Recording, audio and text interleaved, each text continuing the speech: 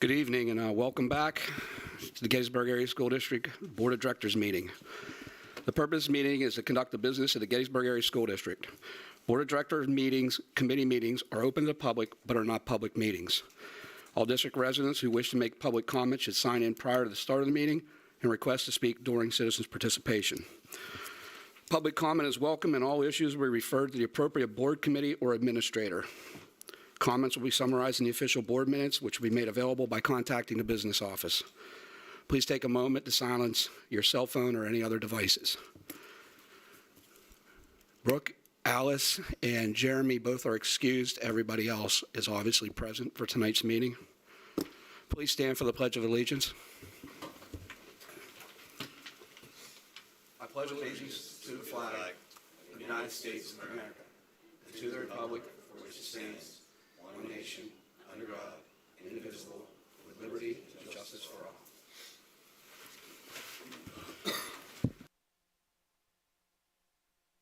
all. Dr. Perrin, notices and communications, please. I think Mr. Kritzberg is going to just share an update on the summer projects that we have going on. Thank you. Yeah, the projects at Lincoln Elementary and James Geddes are on point. Schedule is good. Budget is on point, and we are ready for the development, the professional development on the 21st to start with the teachers, and the students to come back on the 27th. Does any board member have any questions related to the information? Hearing none, citizens' participation. Mike. Well, good evening. So we have one speaker this evening, Mr. Pafferla.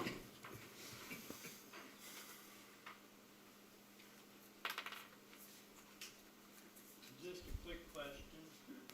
Okay, just a quick question that you probably might or might not answer.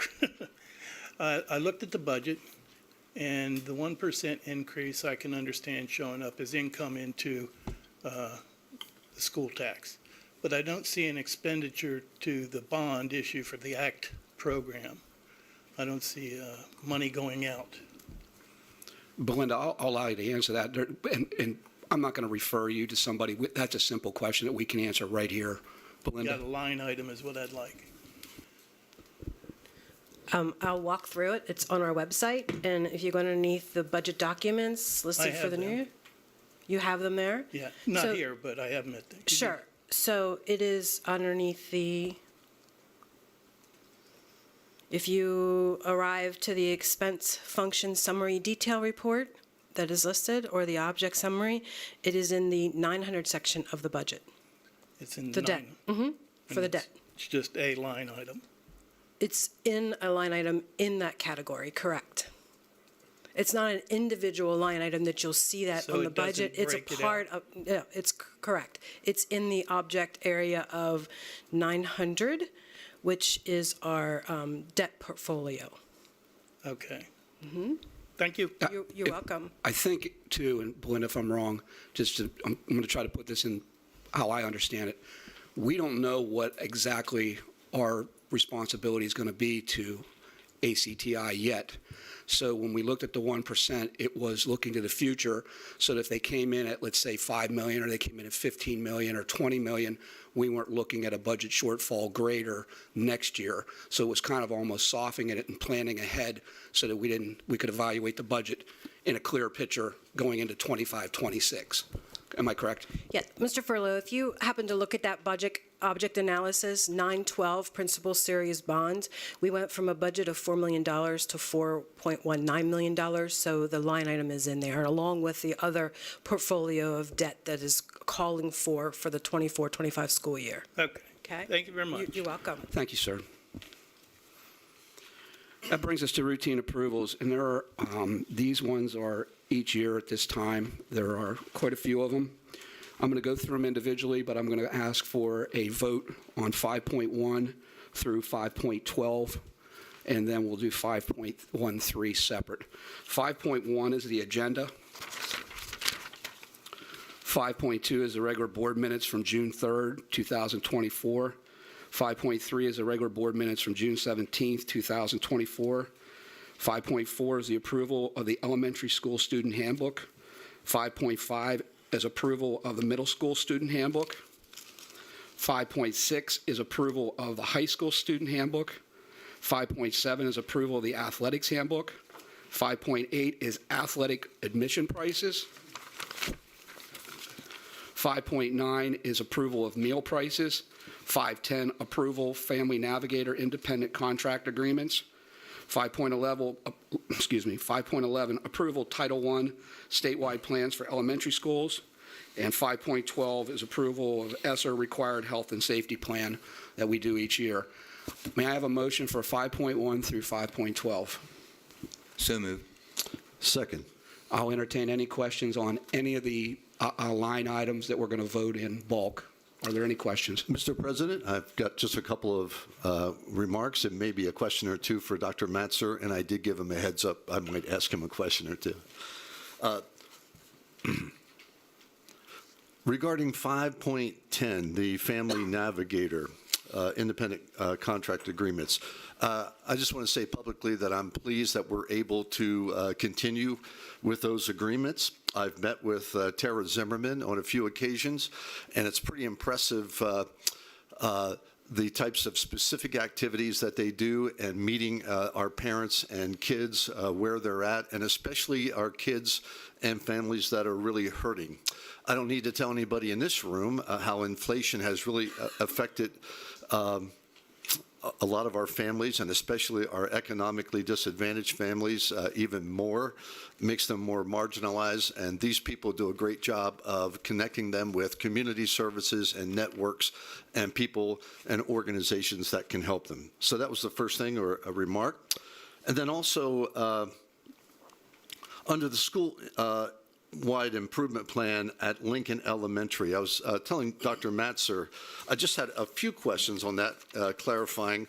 The reason that we were cited there as a Title I or needed to develop an improvement plan was the growth rate of our economically disadvantaged kids in the subject areas of ELA and math, correct? And then I noticed that Dr. McFarland, and I know he's not here tonight, and it's not fair to put you totally on that, but I think you were on that committee that met with the group. I was impressed with the number of benchmark assessments and the action plans that they have to really hone in on the areas where we might be somewhat deficient. So I think that's going to make a really big difference in the increased project, or I should say progress monitoring. The one thing, as Jeff and I were discussing, that's I've always found difficult, one of the action plans has a goal of an improved or an increased 50% in family engagement. I've not had I was 15 years as a middle school principal a long time ago, and it was an area that I always struggled in to get more parents involved, and especially parents of our economically disadvantaged.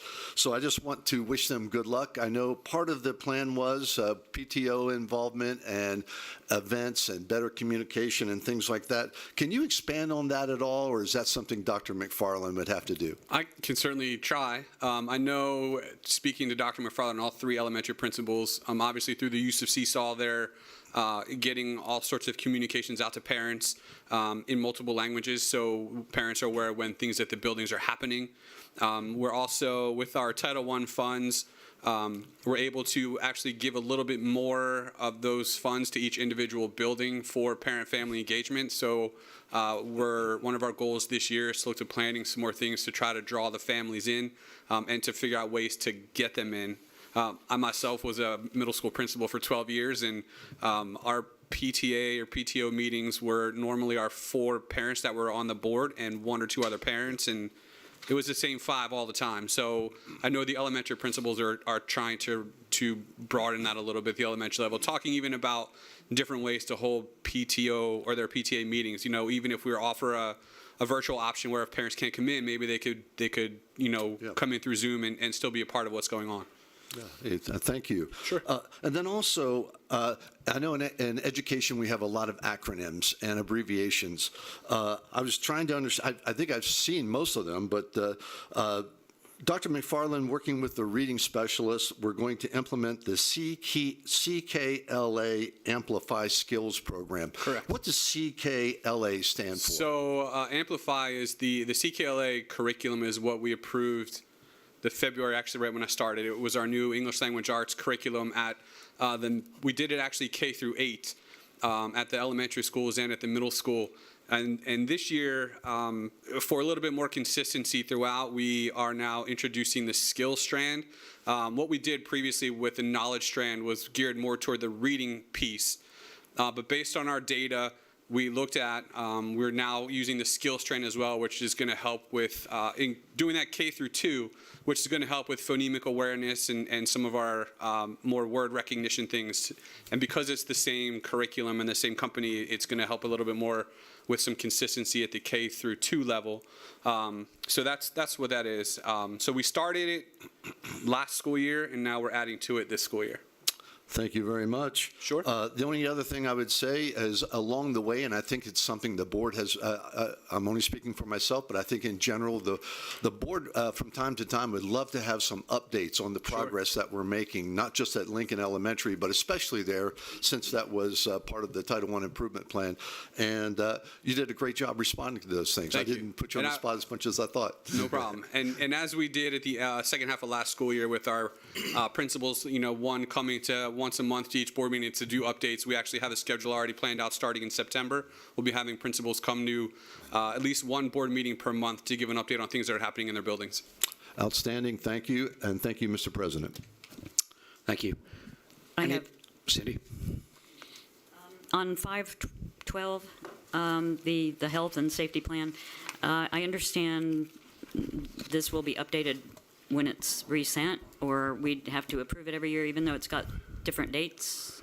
It's 2020 to 2021. That's the template is old, but that's when we first started utilizing it. We do it every year, and we renew it every 6 months during the year. Okay. As long as while we're still receiving ESSER funds. After we're no longer receiving ESSER funds, then it goes away. Okay. And I also understand that we have never required COVID vaccinations. Is that true? No, we've never required COVID vaccinations. Okay. I just wanted to make that point. Yeah. Okay. Thank you. Yeah. Thank you. Any additional questions? I have a question. Michelle? The Family Navigator, is that still being paid for with ESSER funds, or? No, it's in the special education budget. Okay. Anything additional? I have one other thing. Michelle? I mentioned this last year, and I want to mention it again. Our student handbook, specifically for the high school, we mention apparel, what's appropriate dress. Can we please make sure that we are following that? Because I have been to school events where there are girls that are wearing stuff that would not qualify under what we have in our rules. So if we could actually crack down on some of that for a change, that would be great. That's all. Thank you. Hearing nothing further, roll call. Cindy? Yes. Ryan? Yes. Mike? Yes. Tim? Yes. Michelle? Yes. Al? Yes. And I vote yes. That brings us to our last routine approval, 5.13. It's the Human Resources recommendations. May I have a motion, please? So moved. Second. Question?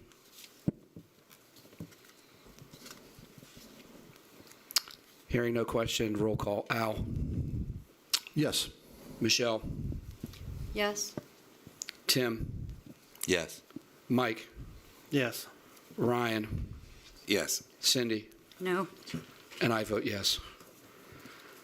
There are no items for board action this evening. Informational items will go through individually. 7.1, I'm sorry? I apologize. That's what I was. I apologize. I was just telling about that. Yeah, I have it written and I apologize. So under the HR, Lee, what we want to do, or what was requested, and I move forward, is under the HR, they wanted to separate athletic coaches from the rest of the HR report. How do I modify that at this point?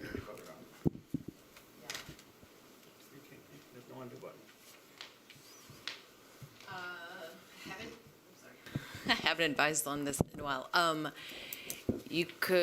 guess you could just make a motion to vote on 5.13 again, but with revise the vote. I mean, it's already been voted on, Correct. but you can issue a motion that would revise the previous vote to pull athletics from that list and have two separate votes. I don't often come across this in Robert's Right, and rules, but yeah. that's on me. That was requested, and I have it written down. Oh, I separate. understand that you Right. meant to. I just, yeah. Right.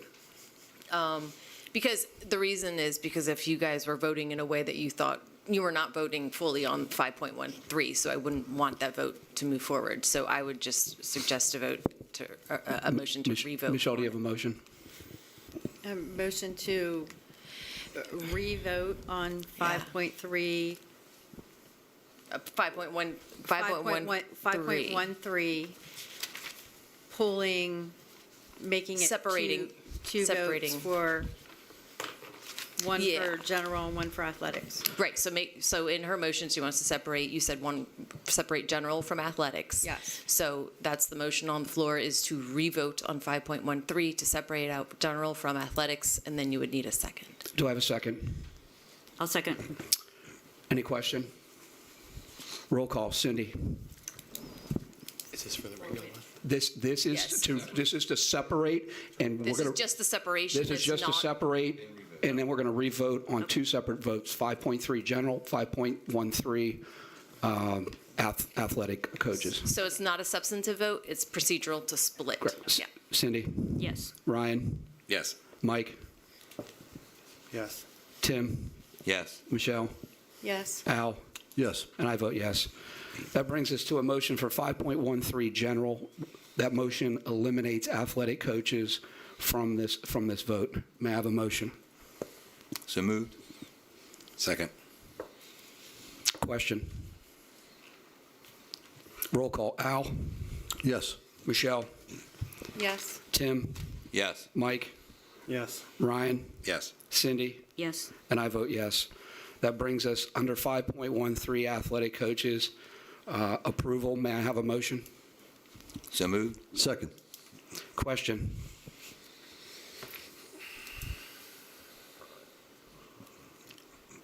Hearing no question, roll call. Cindy? I'm still confused. Okay, so what we've already approved 5.13, which includes all the recommendations for HR with the exception of the athletic coaches. This motion and this vote right now is solely on the athletic coaches, which would complete 1.3s. Okay. Ryan? No. Mike? Yes. Tim? Yes. Michelle? No. Al? Yes. And I vote yes.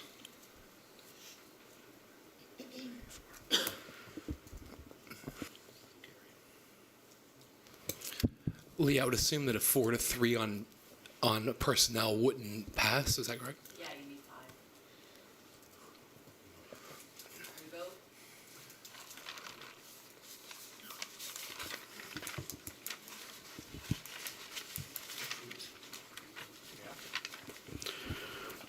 I'm going to roll call again on 5.13 athletic only. Al? Yes. Michelle? No. Tim? Yes. Mike? Yes. Ryan? No. Cindy? No. And I vote yes. Can I ask a question? Yep. So I guess I'm not knowing, I feel like I'm lost here because I'm not knowing why this got separated. If anybody could elaborate why they're wanting this separated, I have no idea. So Well, I mean, I don't know. any board members feel free why they no idea, wanted it so- separated, or where if there's a question on the athletic coaches.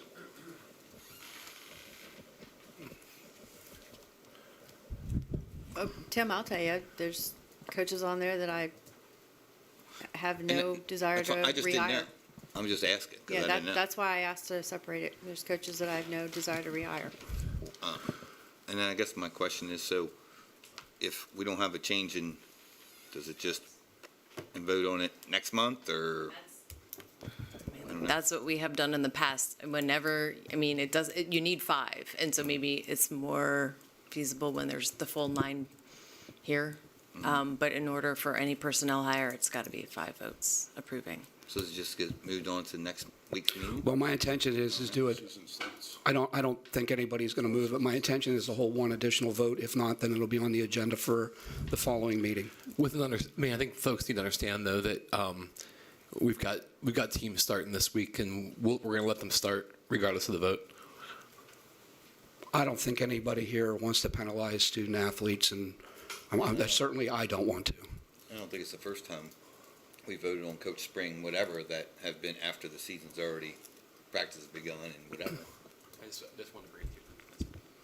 I'm going to go one more time on roll call for this, and if not, we'll move forward. Cindy? No. Ryan? No. Mike? Yes. Tim? Yes. Michelle? No? Al? Yes. And I vote yes. So we're still at a 4-3 deadlock. This will move to the next agenda, at the next meeting. Board committee reports. There's information, isn't there? That's it. Oh, I'm sorry. Informational item, 7.1 parking management company update. Tim? I guess Belinda will give an update for that, just so, for the information that next meeting, we'll be voting on whether we have any free parking or if it's going to be all paid. So that'll be on. So the information I'm sharing this evening is an update on the numbers for 1 month's worth of operations from PMC. And of course, then the board can have discussions as to what you want to perceive to any changes moving forward. For the first month of operations, again, I'd like to reiterate that GASD had no financial interest in this company. There is no cost outlay on behalf of GASD. This is a relationship such as a vendor relationship with GASD. And so therefore, what we are doing and receiving as part of the agreement is it's estimated that GASD will receive 50% of the net revenue share. So what I'd like to report that mostly for the full month's worth of transactions, we had 1,751 vehicles, and it had a gross net share of just almost $5,000. So our estimated share of GASD is about $2,500 to date. We had approximately $150 transactions. There was approximately 760 of those. For a $3 transaction, there was 505. For a $4.50 transaction, it was 250. For a $6 transaction, it was 128. And for a $7.50 transaction amount, there was approximately 108 of those.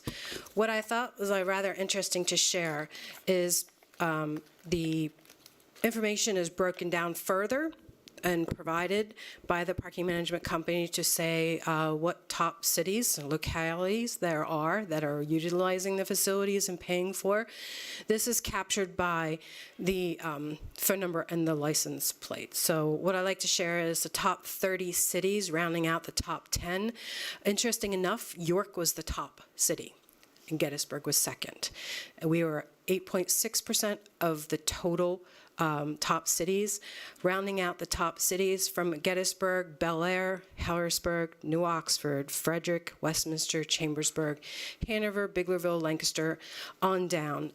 We've had residents coming from all over, I should say not residents, but people parking in our facilities from all over, from PA to, we actually had one from Ontario.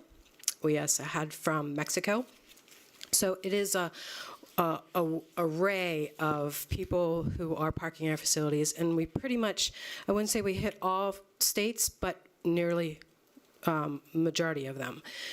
And things have been pretty well successfully incorporated there. There is still, at this particular point in time, like to share with the board, there is no, at this point, there is no proactive, I should say proactive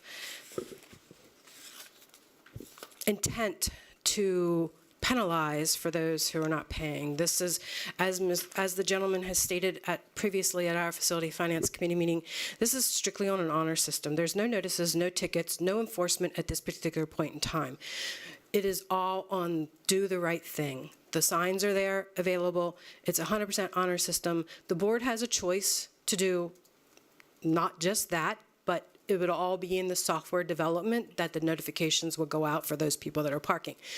At this particular point in time, the parking management company is still working with the borough to find the location of one of the signs. They still have been working with the borough to make sure that the proper signs are permitted accordingly. And any type of adjustments, if there's any consideration of free parking for a particular area or so forth, it is all within the validation codes of the software. So in other words, the people would be notified once they would scan the information to find out that they are not being charged.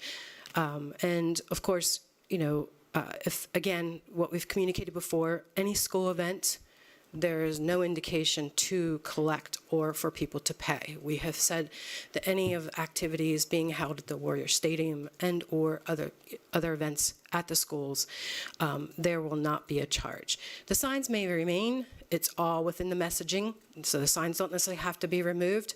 It is just a part when they come in and scan. At this present time, there are no signs down where the playground area is, and so therefore, you know, that is available for the community accordingly. So if there's any discussions or any recommendations the board would like to entertain further free parking, that's obviously the time now that we can talk about that. But I just wanted to share an update as to where we currently stand with parking arrangements. And again, the parking management company, it's a contract for 6 months. Obviously, we can change things, and we can also extend the contract.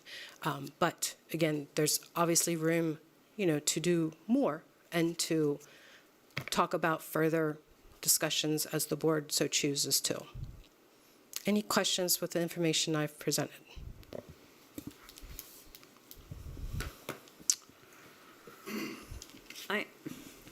I'm a bit confused over what Tim said and what you said. I thought we were going to discuss whether for possibility of free parking for certain people, certain groups. That's what you just said. We're going to, Right that's now? why it's on, no, this is an information item. It'll be on next. On next time. Okay. Yes, it always has to be information first before we can vote on something.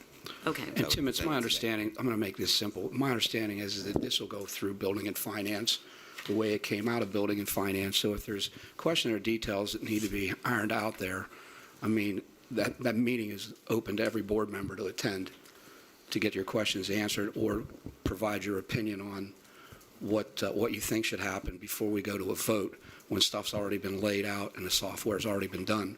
I would hope that we take advantage of that. No additional questions? Board committee reports? Policy Committee will convene September 10th at 4 p.m. here in the Administration Building. Mr. President, legislatively, just a few remarks. We do have a state budget.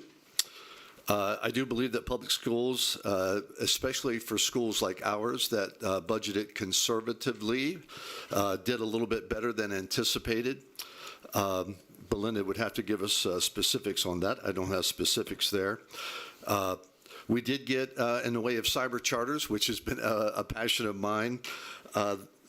The legislature did approve a $100 million reimbursement to schools that will be spread out proportionately. My guess is that would be a very small portion that would come our way in relationship to the school districts of Philadelphia, Pittsburgh, Reading, and some of the others that have really, really high cyber charter school costs.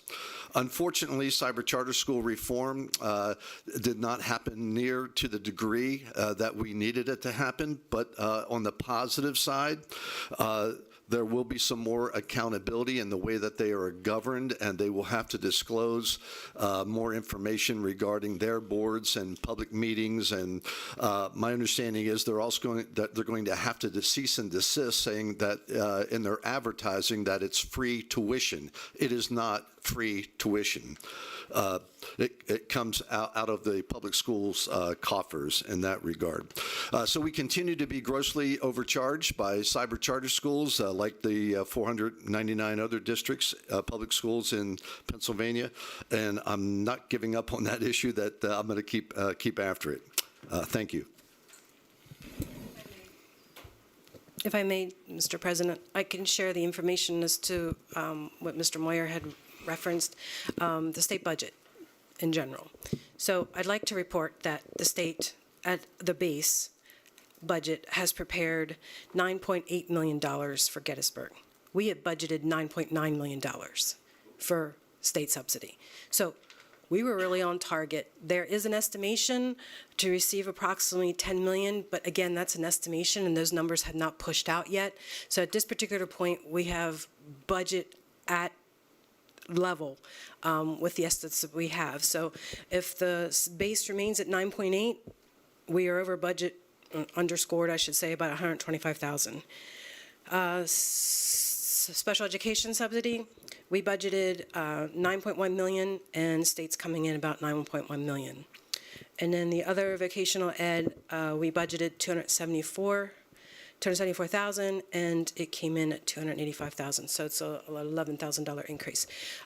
Charter school tuition reimbursement is an unknown factor at this particular point in time. There is going to be some further analysis and some other reporting that the districts will have to do in November.